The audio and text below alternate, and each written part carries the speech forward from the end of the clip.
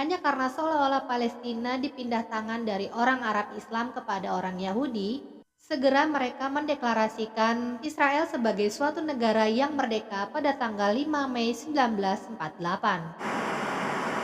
Hai, Assalamualaikum warahmatullahi wabarakatuh. Thank you for clicking on this video and welcome back to Anggirisana channel.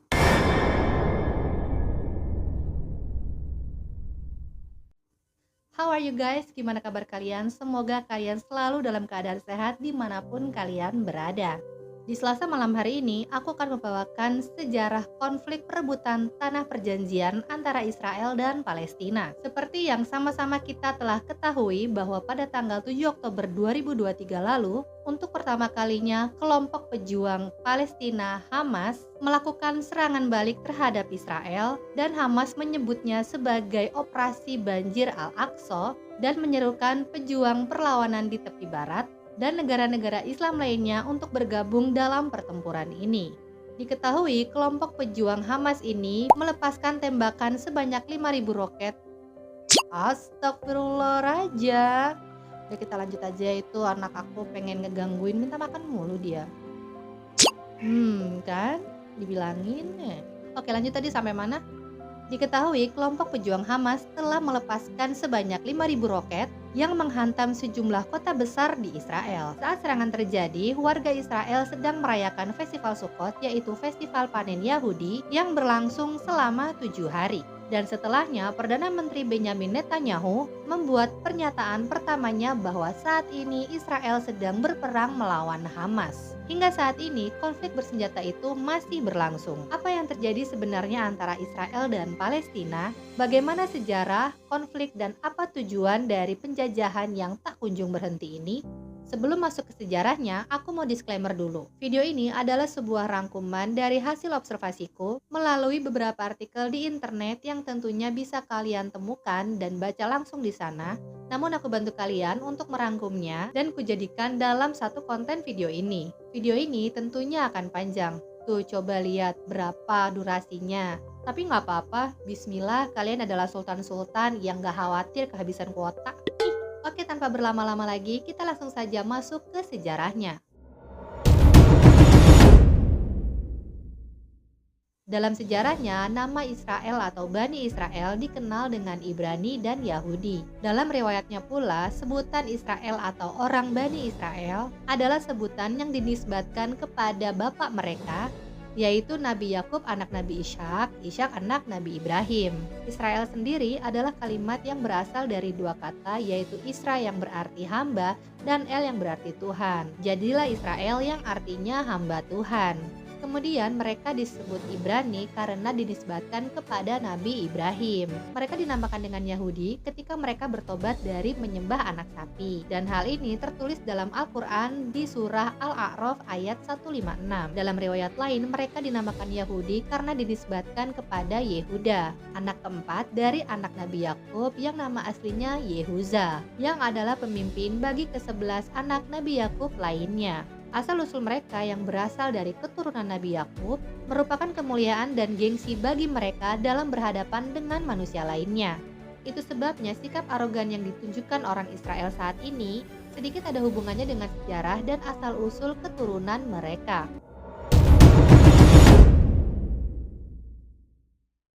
Kita mundur dulu nih ke tahun 1025 sebelum Masehi, jauh sebelum Israel modern yang sekarang. Negara Israel ini digagas dan dikembangkan oleh Shaul atau Talut. Ia menjadi pemimpin seluruh Bani Israel yang kala itu terdiri dari berbagai suku. Pada masa kepemimpinannya terjadi banyak peperangan, salah satunya perang untuk menaklukkan bangsa Amun di wilayah timur Yordania. Ketika itu Palestina dipimpin oleh Raja Jalut. Konon rupanya Nabi Daud yang saat itu masih muda turut serta dalam pasukan Talut. Dan ia pula yang berhasil menghabisi Raja Jalut dalam peperangan tersebut. Sejak saat itu, sebagian kecil Palestina dikuasai oleh pasukan Talut, dan hal ini menjadikan Nabi Daud sebagai pemimpin bagi Bani Israel yang dikenal sebagai King David. Palestina yang sudah berada di bawah kepemimpinan Nabi Daud dianggap sebagai pendiri kerajaan Bani Israel yang sesungguhnya. Di masa pemerintahan Nabi Daud, dakwah tauhid menyebar ke seluruh Palestina dengan julukan Tanah yang Diberkati, di mana keadilan, kedamaian, dan kejujuran dijunjung tinggi. Sebagai Nabi Allah Subhanahu wa Ta'ala, Nabi Daud dengan kitab Zabur dikaruniai pula oleh Allah Subhanahu wa Ta'ala ilmu, kebijaksanaan, dan mukjizat, yaitu burung dan bahkan gunung ikut bertasbih bersamanya, serta dapat pula melunakkan besi. Nabi Daud wafat pada tahun 963 sebelum Masehi dan dikubur di Gunung Sion yang sekarang dikenal dengan Al-Nabi Daud. Sepeninggalnya Nabi Daud, kepemimpinan Bani Israel dilanjutkan oleh putranya Nabi Sulaiman. Pada masa kepemimpinan Nabi Sulaiman, Bani Israel mencapai puncak masa kedamaian dan kemakmurannya, serta kejayaan industri dan teknologi canggih pada masanya, di mana saat itu Nabi Sulaiman berhasil membangun bangunan yang indah, istana yang megah, kota-kota yang megah, dan benteng-benteng yang kokoh. Tak hanya itu saja, Bani Israel kala itu memiliki tentara yang terdiri dari pasukan jin, manusia, dan bahkan burung-burung. Setelah masa kepemimpinan Nabi Daud dan Nabi Sulaiman yang berlangsung selama 80 tahun terakhir, sejak tahun 923 sebelum Masehi, kerajaan Nabi Sulaiman ini terpecah belah menjadi dua, yang keduanya saling bertikai. Negara pertama adalah kerajaan Yehuza atau Judah, terletak di bagian selatan dengan ibu kotanya Al-Quds atau Yerusalem. Kerajaan Yehuza dipimpin oleh Rehoboam, anak dari Nabi Sulaiman. Ia dibayat dan didukung oleh dua suku Bani Israel, yaitu Yehuza dan Benyamin, yang berdomisili di wilayah selatan dan sekitar Al-Quds atau Yerusalem. Tetapi ada yang tidak mau membayat Rehoboam sebagai raja Bani Israel, yaitu Syakim atau Syakin. Hal ini karena sikap Rehoboam yang kasar dan mengancam masyarakat di sana jika tidak mau membayatnya. Negara kedua, salah satu dari suku Bani Israel, yaitu Efraim, yang berada di sebelah utara dan menamakan kerajaannya dengan Israel, dan menjadikan ibu kota kerajaan mereka yang berturut-turut di Syakim, Terza, dan terakhir di Samirah. Kerajaan Israel diperkirakan hidup berkembang antara tahun 923 sampai 722 sebelum Masehi dan menempati 72% wilayah Bani Israel. Sargon II, Raja Assyria Hosea, datang menyerbu, menaklukkan Samaria dan menghancurkan kerajaan Israel. Kemudian Raja Sargon II mengeluarkan kebijakan agar seluruh suku Bani Israel diasingkan di lembah Sungai Efrat. Prasasti Sargon mencatat bahwa ia telah mendeportasi 27.290 orang Israel dan memindahkannya ke daerah-daerah di seluruh kekaisaran Assyria pada masa pemerintahannya, dari Anatolia sampai ke pegunungan Zagros. Hal yang sama juga terjadi dengan kerajaan Yehuza yang diserbu oleh Nebukadnezar II, penguasa Babel. Raja terakhir Yehuza, yaitu Yahoyakin beserta keluarganya, diasingkan ke Babilonia, Irak. Tapi saat di Babilonia ini, Yahoyakin melakukan pemberontakan sehingga kembali diserbu di Babilonia oleh Sargon II. Sehingga di tahun 586 sebelum Masehi berakhirlah sudah semua kerajaan Bani Israel. Tahun 586 sebelum Masehi, setelah kehancuran pertama kerajaan Bani Israel di Palestina, kemudian Palestina dikuasai oleh beberapa kerajaan dari luar, yang diantaranya kerajaan Babilonia antara tahun 586 hingga 538 sebelum Masehi, kerajaan Persia antara 538 hingga 330 sebelum Masehi, kerajaan Yunani antara tahun 330 hingga 200 sebelum Masehi, dinasti Seleucid antara tahun 200 hingga 167 sebelum Masehi, Makabe antara 167 hingga 63 sebelum Masehi, dan Imperium Romawi antara tahun 63 sebelum Masehi hingga 638 Masehi. Pada masa Imperium Romawi, Kaisar Romawi Konstantinus yang saat itu sudah memeluk Nasrani di tahun 325 Masehi, dan Nasrani menjadi kepercayaan mayoritas umum di sana. Dibangunlah di Al-Quds atau Yerusalem sebuah gereja makam kudus sebagai gereja teragung. Di puncak Bukit Zaitun dibangun pula sebuah gereja Eleona, dan di kota Bethlehem dibangun pula gereja kelahiran atau gereja Nativitas. Sementara itu, orang-orang Yahudi, terutama pedagangnya, sudah menyebar ke negara-negara Eropa, dan orang-orang Yahudi lainnya yang berada di Palestina merasa terdesak dengan berkembangnya Nasrani di Palestina. Karena itu, orang-orang Yahudi dimanapun mereka berada, termasuk di Eropa, mereka tetap menghalang-halangi orang Nasrani untuk menyebarkan agama Tauhid, sedang mereka telah menyembah berhala.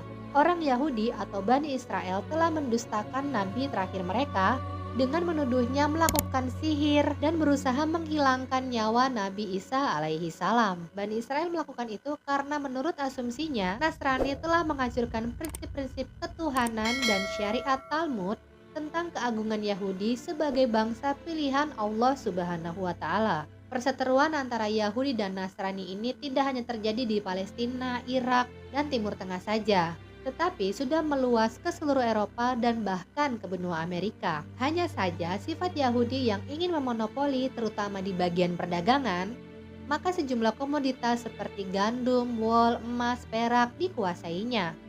Dengan begitu, mereka bisa menguasai pasar dan mengontrol perekonomian dunia. Klimaksnya adalah tindakan Nazi pada awal abad 20 Masehi, di mana pertikaian Nasrani Yahudi semakin meningkat.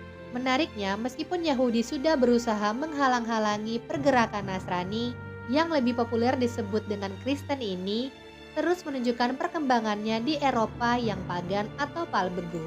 Buat yang belum tahu nih, pagan atau palbegu adalah penyembah berhala. Tentunya hal ini semakin membuat penganut Yahudi bertambah kesal karena tidak rela Kristen yang menyerukan kasih sayang, persamaan, cinta kasih, dan persaudaraan ini dengan mudah menyebarkan ajarannya sangat mudah dan lancar di kalangan bangsa Eropa.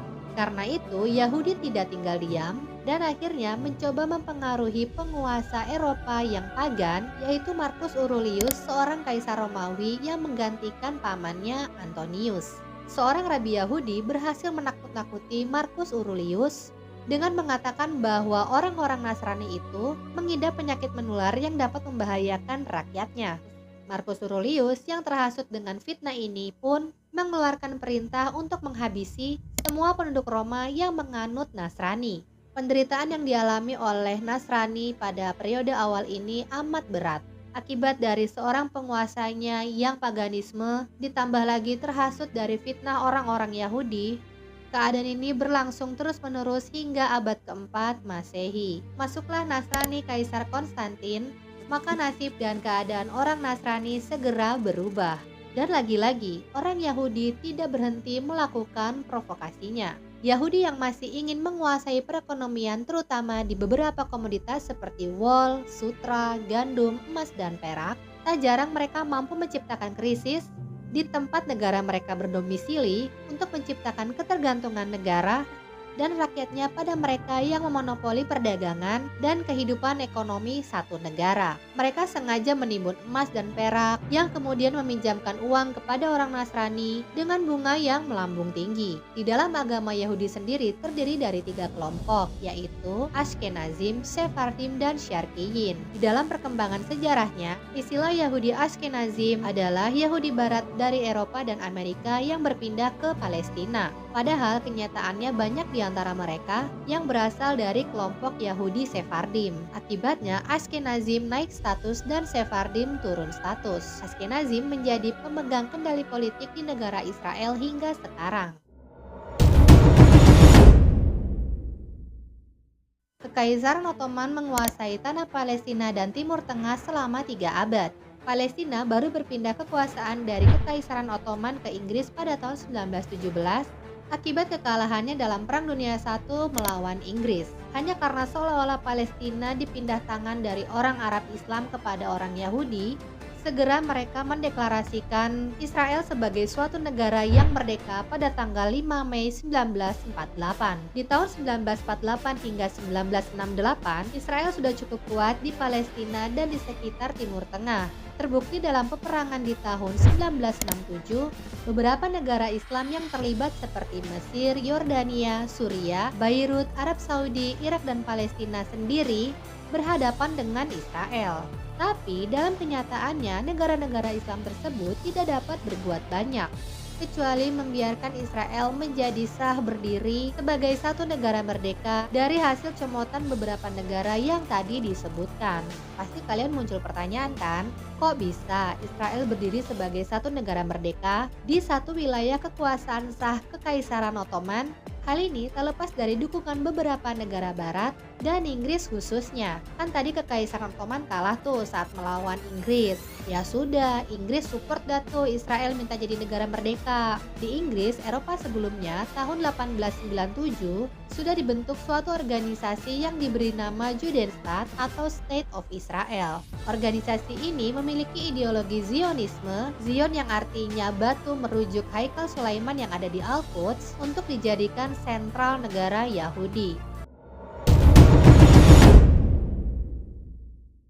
Berdirinya organisasi Zionis Dunia pada tahun 1897 yang mengagendakan pendirian negara bagi bangsa Yahudi di tanah Palestina. Rencana Zionis ini diprakarsai oleh Chief Zionist Negotiator Dr. C. Weizmann dan mendapat dukungan dari Zionis British atau Britain. Untuk mewujudkan berdirinya negara bangsa Yahudi di tanah Palestina, 4 program ada di dalam agenda tersebut, termasuk di dalamnya berisi tentang penjajahan Palestina, melalui sistem pertanian Yahudi dan pekerja industri, membentuk organisasi dan kerjasama dengan seluruh tentara Yahudi yang tersebar di beberapa negara, menguatkan dan meningkatkan kesadaran serta sentimen kebangsaan Yahudi dan melakukan persediaan untuk mendapatkan pengakuan dari kerajaan. 4 program inilah yang dijadikan dasar perjuangan Yahudi di Palestina, dan dengan 4 program hal ini juga mereka mendapatkan simpati dan empati dari Yahudi di dunia serta dukungan dari Inggris khususnya Britania Raya. Hal ini terlihat dalam deklarasi Balfour yang dikeluarkan pada 2 November 1917 yang merupakan kesepakatan antara Menteri Luar Negeri Arthur Balfour dengan pemimpin komunitas Yahudi Lord Rothschild di Inggris. Deklarasi Balfour yang berisi tentang dukungannya terhadap pendirian Rumah Nasional bagi bangsa Yahudi di Palestina yang saat itu merupakan wilayah Kekaisaran Ottoman dengan populasi Yahudi yang minoritas. Yahudi dengan deklarasi Balfournya kemudian menyemangati Yahudi di seluruh dunia, terutama di Eropa Timur, untuk mendukung terwujudnya memiliki negara merdeka di tanah Palestina yang diberi nama Israel. Dan deklarasi tersebut diabadikan dalam mandat Inggris atas Palestina dan didukung oleh Liga Bangsa-Bangsa, yang dimana organisasi ini adalah cikal bakal Perserikatan Bangsa-Bangsa PBB. Tokoh ulama Muhammad Amin Al-Husaini, seorang mufti agung Yerusalem pada tahun 1921 hingga 1948, dan para umat muslim di Palestina selalu ingin berjuang melepaskan diri dari cengkraman penjajahan Inggris yang selalu mengistimewakan Israel dan lembaga Zionisnya yang ada di Eropa. Antara tahun 1920-an hingga 1940-an, orang-orang Yahudi masuk ke Palestina dan jumlah mereka semakin bertambah. Kebanyakan dari mereka adalah orang-orang Yahudi yang merasa tertekan dan ditindas di Eropa Timur, khususnya Holocaust Nazi di Jerman dan sekitarnya pada Perang Dunia Kedua. Inilah awal petaka dan sumber konflik antara Muslim dan Yahudi di Palestina. Pada tahun 1947, PBB melakukan pemungutan suara dan memutuskan membagi dua Palestina menjadi negara Yahudi dan Arab, sementara Yerusalem ditetapkan sebagai kota internasional. Hal ini dilakukan PBB untuk menyelesaikan pertikaian antara Yahudi dan Arab di Palestina. Setelah State of Israel diketuai oleh Theodor Herzl yang merencanakan mendirikan negara Israel di Palestina dengan dalih bahwa orang Yahudi mempunyai hubungan sejarah lama dengan istilah yang mereka gunakan, historic right atau historic title. Kedua istilah ini lebih untuk mendapatkan hak kawasan teritori dari satu negara yang berkaitan dengan perairan atau maritim. Padahal di dalam catatan undang-undang antarbangsa tidak membenarkan dan tidak memperbolehkan membangun satu negara atas dasar karena mempunyai ikatan dengan sejarah semata. Orang Yahudi yang membangun negara Israel di Palestina jelas tidak memiliki dasar hukum. Karena itu, Yahudi di dalam dan setelah mewujudkan negara Israel segera melakukan perampasan, menduduki dan menghalau penduduk Palestina dari tanah negeri mereka. Pada tahun 1948, lantaran Inggris tidak mampu menyelesaikan pertikaian antara Yahudi dan Arab, Inggris pun menarik diri dan para pemimpin Yahudi mendeklarasikan pembentukan negara Israel, dan peperangan pun terjadi. Israel menghabisi membabi buta penduduk Palestina yang tidak bersalah yang dikenal dengan peristiwa pembantaian Deir Yassin pada tanggal 9 April 1948 yang dilakukan oleh Zionis Irgun dan Lehi. Semua itu dilakukan agar Muslim di Palestina takut dan segera meninggalkan tanah kelahiran mereka, sehingga dengan begitu terbukalah jalan bagi kependudukan Yahudi Israel di tanah Palestina, khususnya Yerusalem. Dan pada tahun berikutnya, Israel berhasil menguasai wilayah tersebut. Perang 6 hari yang terjadi pada tanggal 5 sampai 10 Juni 1967, di mana kala itu 3 negara Arab yang bersatu yaitu Mesir, Yordania, dan Suriah untuk melawan Israel, dibenangkan oleh Israel, dan hal ini disebut pula kemunduran bagi Muslim di Palestina. Dan serangan Israel terhadap Muslim terus-menerus terjadi sejak saat itu. Memasuki tahun 1980, Muslim di Palestina bangkit bersatu ingin membebaskan dan membela diri dan negaranya dari cengkraman Israel. Gerakan mereka yang terkenal pada saat itu dengan nama Intifada 1 yang dimulai pada 9 Desember 1987 yang dipicu saat sebelumnya pada tanggal 8 Desember 1987 tiba-tiba muncul sebuah truk yang berisi tentara Israel melaju ke arah jalan raya dan menghantam mobil yang berisi para buruh Palestina saat baru pulang dari tempat kerjanya. Peristiwa itu mengakibatkan 9 orang luka dan 4 orang tewas. Gerakan Intifada 1 ini berlangsung hingga tahun 1993 dan mereda setelah adanya perjanjian Oslo yang menuntut perdamaian dan memperbolehkan warga Israel hidup bebas di Palestina. Meski sudah ada perjanjian Oslo ini, Israel terus-menerus menindas warga Palestina. Pada akhir tahun 2008 hingga 22 Januari 2009, serangan Israel begitu gencar meluncurkan bom sehingga banyak menghancurkan sekolah, rumah ibadah, dan sarana umum di samping rumah hunian penduduk. Israel menyerang beralasan untuk memerangi para pejuang Hamas yang memerintah Gaza sejak Maret 2006 kala itu. Israel juga menganggap Hamas sebagai golongan teroris yang harus diperangi dan melobi pihak negara barat untuk tidak memberikan bantuan keuangan kepada Hamas.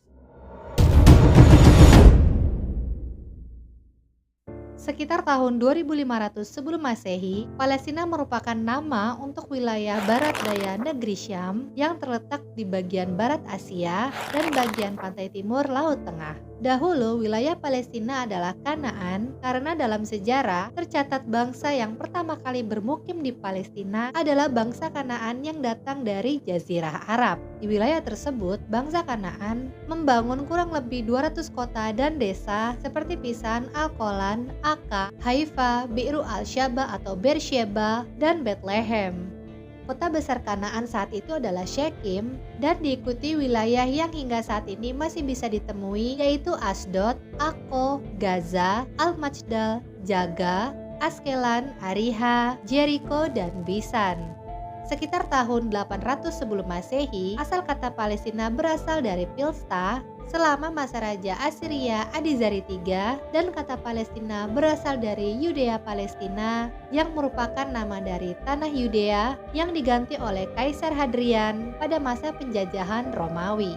Upaya Palestina dalam mempertahankan diri dan ingin melepaskan diri dari jajahan Israel, muncullah suatu gerakan, organisasi, dan tokoh-tokoh pejuang yang silih berganti. Mulai dari Fatah, Hamas, PLO adalah gerakan rakyat Palestina sebagai perjuangan mereka untuk melawan Israel. Upaya pembebasan Palestina dari jajahan Israel sudah pernah dipikirkan juga oleh negara-negara Arab seperti Yordania, Mesir, Arab Saudi, dan Suriah. Keempat negara itu sudah bersiap untuk berperang dan Mesir telah menutup akses pesisir Laut Tengah pada Tiran serta meminta pengawas PBB untuk meninggalkan wilayahnya. Akan tetapi sayangnya sebelum pasukan Liga Arab itu bergerak, tepat pada tanggal 5 Juni 1967, Israel yang didukung oleh Inggris dan Prancis telah lebih dulu membombardir pesawat-pesawat tempur Mesir, Yordania, dan Suriah yang masih parkir di bandaranya masing-masing. 80% persenjataan Mesir hancur dalam peristiwa tersebut. Dan barulah dari situ Israel hanya dalam waktu 6 hari saja mereka berhasil menjajah wilayah Palestina yang masih tersisa di tepi barat seluas 5.878 km persegi dan Gaza seluas 363 km persegi. Mereka juga berhasil menguasai Gurun Sinai milik Mesir seluas 61.198 km persegi dan dataran tinggi Golan seluas 1.150 km persegi. Tak hanya itu saja, para pasukan tempur Israel berhasil memasuki wilayah Al-Quds atau Yerusalem dan Masjidil Aqsa. Mereka memasuki wilayah suci sambil bernyanyi. Hingga saat ini, Palestina belum merdeka, apalagi dimerdekakan.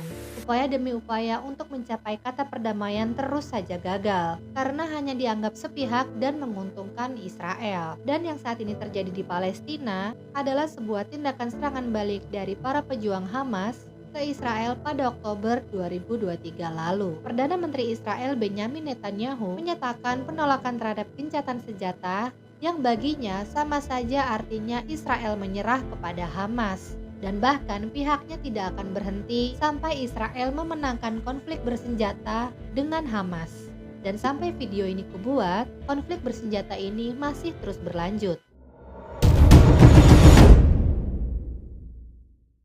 Kawasan Timur Tengah kembali memanas seiring dengan adanya serangan mendadak dari kelompok pejuang Hamas Palestina ke Israel dekat perbatasan Gaza pada hari Sabtu 7 Oktober 2023 lalu. Serangan tersebut adalah upayanya dalam merebut kembali tanah air warga Palestina dari kependudukan Israel.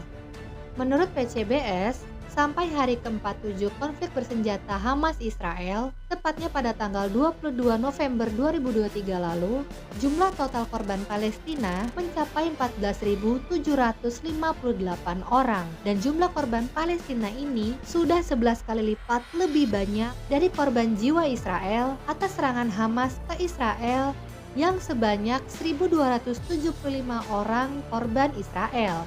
Hello! Apakah ini yang Israel sebut dengan membalas Hamas adalah sebagai pembelaan diri? Are you lost your mind or what? It's genocide. Astaghfirullahaladzim. Coba kalian komen di kolom komentar apa pendapat kalian tentang hal ini. Serangan Hamas pecah pada hari Sabtu 7 Oktober 2023 pada pukul 6.30 pagi waktu setempat, di mana setidaknya 5.000 roket diluncurkan Hamas yang ditujukan ke Tel Aviv dan Yerusalem. Beberapa di antara roket tersebut melewati sistem pertahanan Israel yang terkenal yaitu Iron Dome dan menghantam beberapa bangunan. Di waktu yang sama, Israel yang pada saat itu sedang merayakan festival Sukkot, secara tiba-tiba warga Israel dikejutkan dengan serangan udara pertama yang berbunyi dan memperingatkan adanya roket yang masuk ke Israel Tengah dan Selatan, kemudian disusul dengan ribuan roket lainnya. Jutaan warga Israel terbangun karena suara roket dan dentuman yang tidak terhindarkan. Sistem pertahanan kebanggaan milik Israel Iron Dome bergemuruh di Yerusalem. Buat yang belum tahu, Iron Dome atau kubah besi adalah sistem pertahanan udara yang dikembangkan oleh Rafael Advanced Defensive System. Sistem ini dirancang untuk menghalau dan menghancurkan serangan roket jarak pendek dan roket artileri yang ditembakkan dari rentang jarak 4 hingga 70 km yang dinilai akan membahayakan wilayah penduduk. 1 jam kemudian, pasukan pertahanan Israel mengonfirmasi bahwa Hamas telah berhasil menyeberang dari Gaza ke Israel Selatan. Pihak berwenang pun memerintah para penduduk Israel untuk bersembunyi di rumah mereka. Selama hampir 2 jam setelah sirene serangan udara pertama terdengar, skala serangan menjadi semakin terlihat jelas.